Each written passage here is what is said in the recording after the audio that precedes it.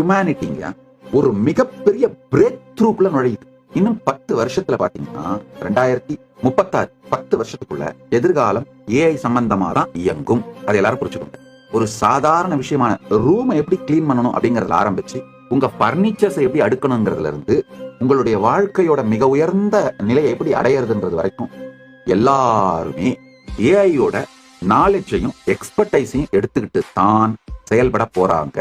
யார் இப்ப அடுத்த 10 வருஷத்துல எலைட் சொசைட்டியா, ரிச்சா, இன்டெலிஜென்டா, எஜுகேட்டடா, பூமியோட எல்லா ரிசோர்சஸையும் என்ஜாய் பண்ற எலைட் சொசைட்டியா மாற போறாங்க அப்படின்னா இந்த advanced daily AI companions use பண்றவங்க தான் மாற போறாங்க. அது 50% ஆஃப் த பாப்புலேஷனா இருக்கும்.